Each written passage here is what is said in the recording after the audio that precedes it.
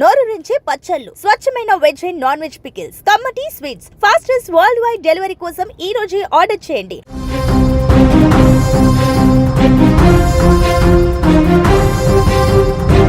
వేట్లపాలెంలో CM Chandrababu ఉన్నారు. ఘటనా స్థలాన్ని సీఎం పరిశీలిస్తూ ఉన్నారు.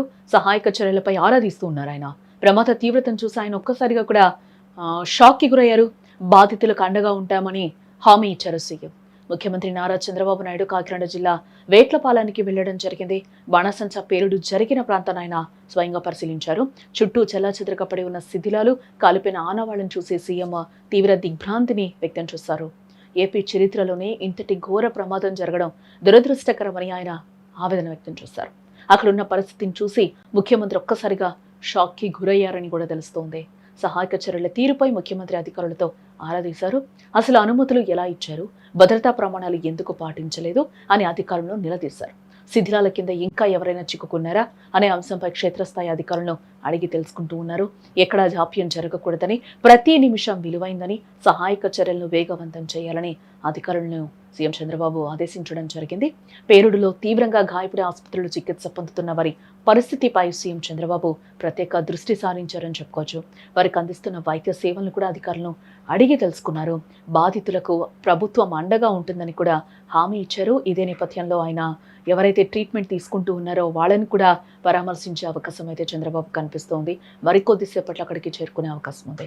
ఈ ఘటనపై సమగ్ర విచారణ జరిపి నివేదిక సమర్పించాలని అధికారులను కూడా ఈ సందర్భంగా సీఎం ఆదేశించారు. ఈరోజు జరిగిన ఇన్సిడెంట్ చూస్తే చాలా బాధాకరం అని మనం చెప్పుకోవచ్చు. దాదాపుగా అక్కడ 30 నుంచి 40 మంది ఈ బాణాసంచా పేలుడు కర్మాగారంలో అయితే పనిచేస్తూ ఉన్నారు. అక్కడే ఈ పేలుడు సంభవించింది. దాదాపు అక్కడ మహిళలే ఉన్నట్లుగా కూడా తెలుస్తూ ఉంది. కొంతమంది పేర్లు కూడా ఇప్పటివరకే 21 మంది మృతి చెందినట్లుగా కూడా అధికారికంగా ధృవీకరించారు అధికారులు.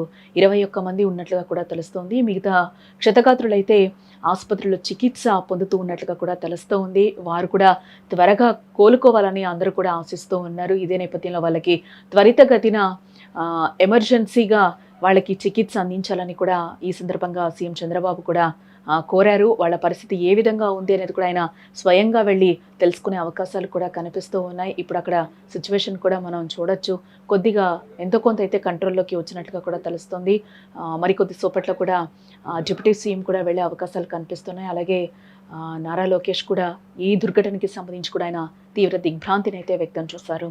అక్కడైతే దుర్ఘటన జరిగిన ప్రాంతంలో అయితే బాధితుల ఆర్తనాదాలు అయితే ఒక్కసారిగా మిన్నంటాయని కూడా చెప్పుకోవచ్చు. చెల్లెక్కడుందో తల్లెక్కడుందో తెలియక కూడా అక్కడ పడుతున్న బాధలు అయితే వర్ణనాతీతం అని చెప్పుకోవచ్చు. ఇవన్నీ కూడా చెప్పే విధంగా అక్కడ సిచ్యువేషన్స్ లేవని కూడా చెప్పుకోవచ్చు. పొట్టకూటి కోసం వెళ్ళి ఈరోజు అక్కడ వాళ్ళు సమాధైన పరిస్థితి కనిపిస్తూ ఉంది. ఒక్కసారిగా అగ్నికి ఆహుతైపోయిన పరిస్థితి కనిపిస్తూ ఉంది. ఇవి ఎప్పుడు కూడా జరుగుతూ ఉంటాయి ఇలాంటి ప్రమాదాలు. అక్కడ ఎటువంటి ప్రికాషన్స్ తీసుకున్నారు ఈ బాణాసంచా కర్మాగారంలో అనేది కూడా తెలియాల్సి ఉంది. దీనికి సంబంధించి కూడా సమగ్ర విచారణ జరపాలి అని కూడా అధికారులను అయితే ఇప్పటికే సీఎం ఆదేశించినట్లుగా కూడా తెలుస్తూ ఉంది. క్షతగాత్రుడు కూడా త్వరగా కోలుకోవాలని కూడా అందరూ కోరుకుంటూ ఉన్నారు.